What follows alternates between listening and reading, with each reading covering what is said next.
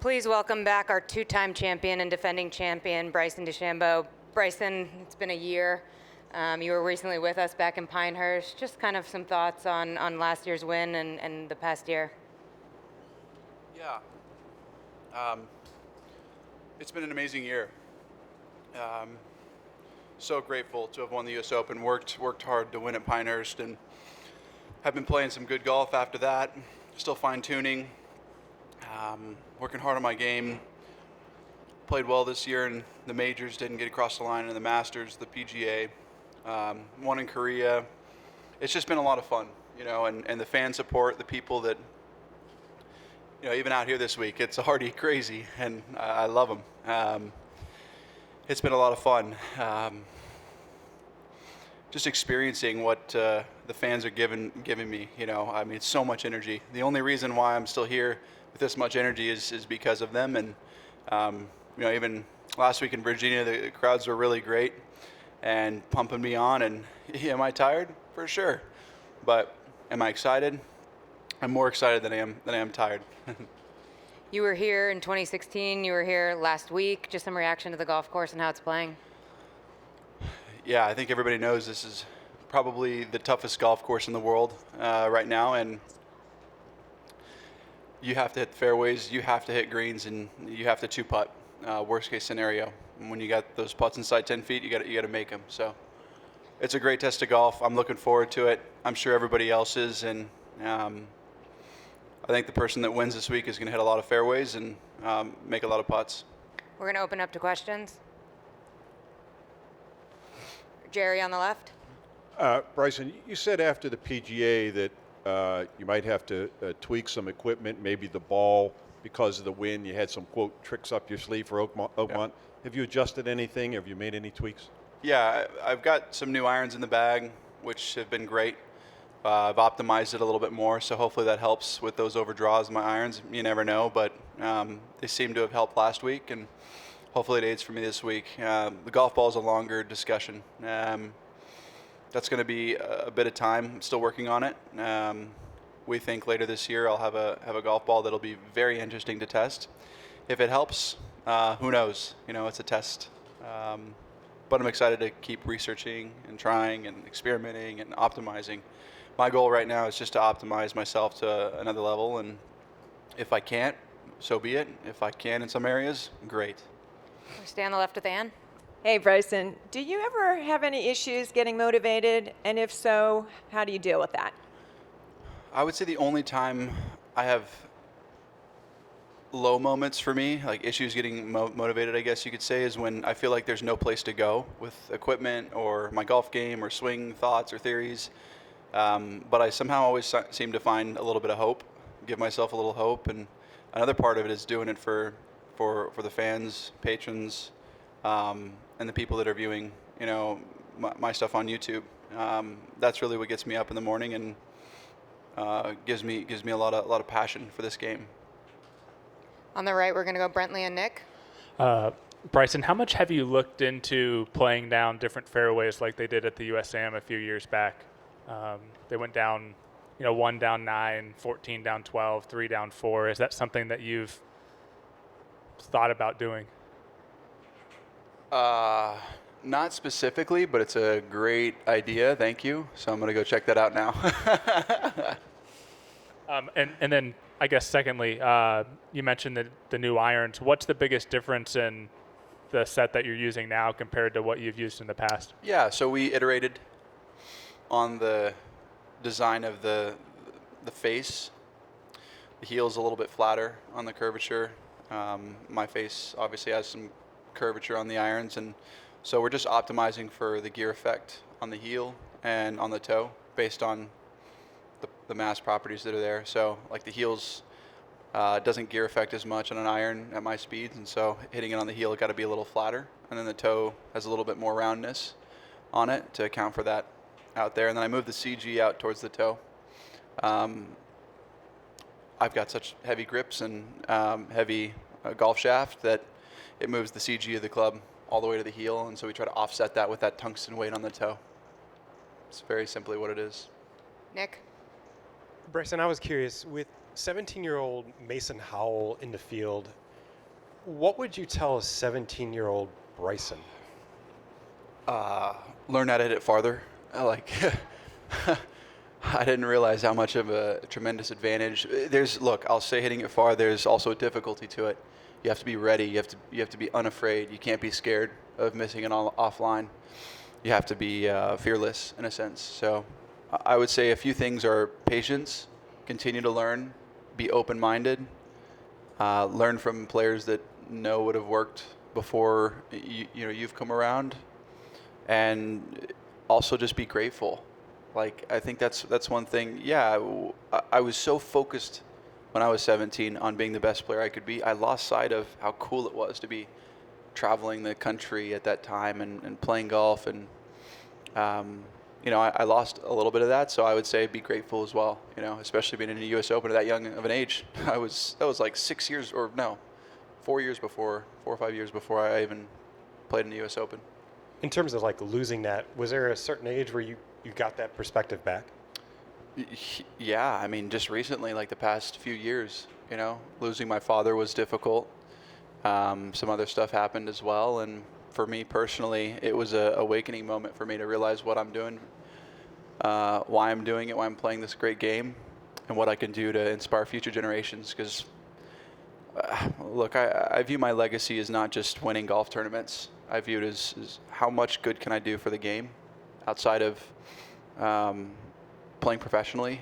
So that's a metric that I hold myself up to. And the start is YouTube, but there's so much more that's coming down the line. And that's also what gets me up every day as well. So Here on the front left.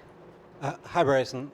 You said at the Masters, you said you guys can say what you want. I'm just a little different. Now that you've been in the public eye for so long, do you kind of get more comfortable with being different and that people will say what they say and not worry about it as much?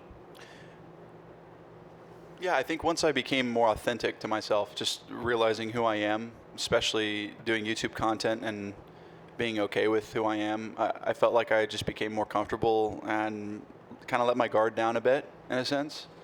What's funny is, as much as my guard has been let down, I feel like I'm more strategic in how I deliver things and how I give perspective on things. Before, it was pretty upfront and would just say things the way I wanted to, whenever I wanted to. And now it's more strategic in the way I do it and deliver it, because I think there's a lot of good that can come from that. And there's some cool style points that come from it, all in good ways. But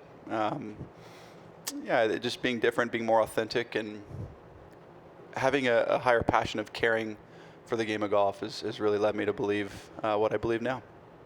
On the right, Adam. Bryson, what kept you from using the clubs you're going to use this week at the Masters or the PGA Championship? A few design changes. The curvature on the face was a little different. The weight on the toe didn't feel right for some reason. And there were some internal things that we worked on in the club that made the face more resilient when you hit it all across the face. So that's ultimately why it wasn't ready, and we had to print another version. This is version 3. Did you think they performed better than what you had been using last week? Yeah. I mean, the weeks before that, I put them in play last week, and they felt great.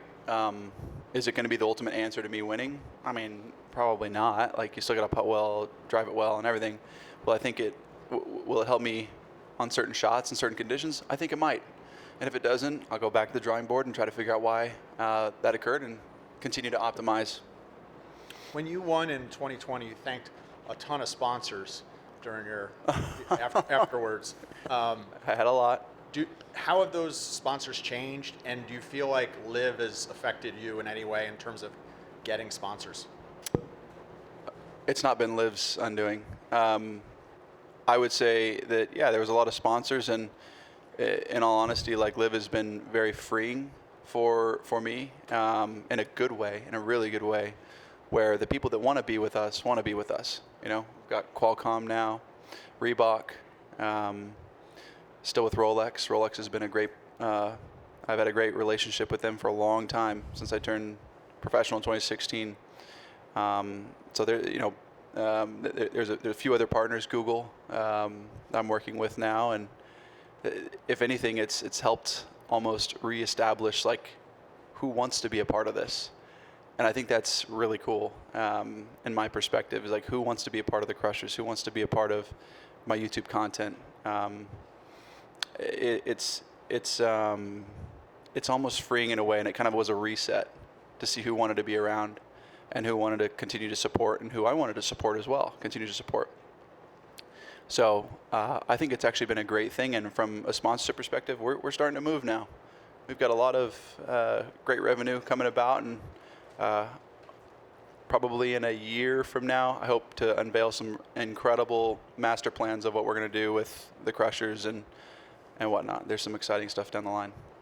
Front left. Bryson, I'm wondering with your work ethic, your ambition, even your physics background, what would you be doing if you weren't a professional golfer? Well, I'd be on the side of the street, or I'd be in a research lab, something like that. Just kidding, everybody.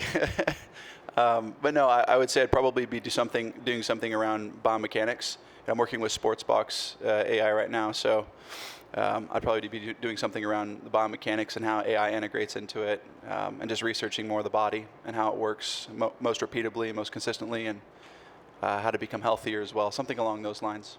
And you just mentioned unveiling some stuff a year from now. When does your deal with LIV expire, and have you thought it beyond what your professional life would be after your LIV career? Yeah, I think there.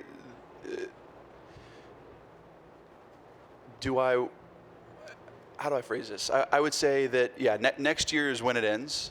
We're looking to negotiate end of this year, and I'm very excited. They see the value in me. I see the value in what they can provide. And I believe we'll come to some sort of resolution on that, and super excited for the future. I think that, LIV's not going anywhere. HE has been steadfast in his belief on team golf, and whether everybody believes in it or not, I think it's a viable option. I think it's a viable commercial option.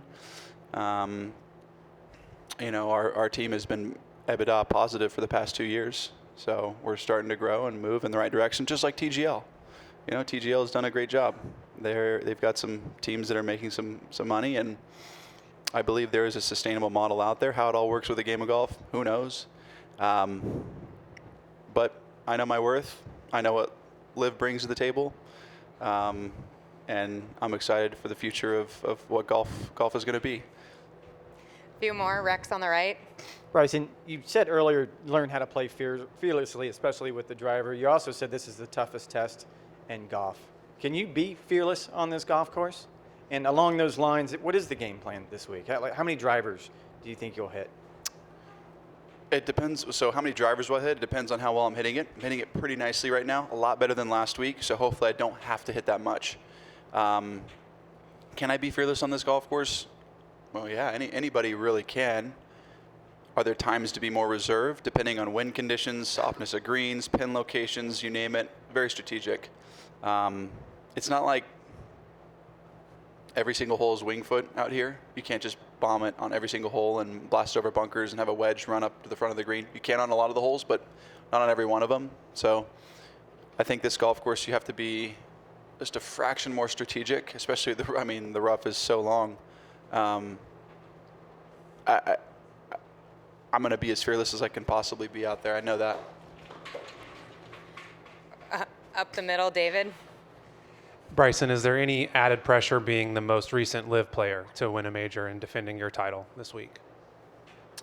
I think for any golfer out here trying to win the U.S. Open, there's just as much pressure. You can put as much pressure on yourself as you want. I try to look at it as there's a lot of fans out there. I'm excited to showcase my skill sets and try to play the best golf I possibly can. And if that adds up to the lowest number out here, great. If not, I got to work harder. So that's the pressure I put on myself, is performing for the fans. Sean on the left. Have any of your peers, your playing peers, come to you for advice on how to start a YouTube account? Phil Mickelson has been one of the only ones to do that. John Rahm's talked to me a little bit about it. He's busy with his family, and I totally respect that, admiration for that. Phil has been extremely interested. He sees that as also a viable option for commercialization, the future, inspiration, education, entertainment. I mean, he did his short game series back in the day. He knows what teaching means to the public, right? So he's been one that's talked to me a lot about that, and it's been fun to help a little bit. And then now he has Grant Horvat, and it's been great getting to help him a little bit. It's so funny because he's taught me a bunch in short game, so we kind of exchange ideas in that role. He teaches me a couple things out of the bunker, wedges, and I'll be like, all right, here's something that we do for our channel that makes it a little more interesting. So kind of fun stuff, and it's fun. I'll say it again, like playing with numerous content creators, with this Grant or Garrett or Bob Does Sports. Those guys are crazy, but you name it, they're awesome to play with. It gives great perspective, helps me, and I know I'm going on a bit of a tangent, but helps me become more comfortable in my own skin because I realize what I'm doing it for, and it's just fun to integrate with these guys that are creators, and you see their liveliness, and you're like, oh, I could use a little bit of that, and so it's like you're learning. It's a new space. I'm learning how to become a little bit more entertaining, and it's great to feed off of that. It's not just golf professional trying to win every tournament. It's like, whoa, okay, there's a different perspective on this, and there's so much influence. What are they doing that's influencing me it's allowing me to influence in a positive way, and I learn from them. So it's a lot of fun to actually learn from those guys. Could you tell us what advice you gave Phil for starting his YouTube account?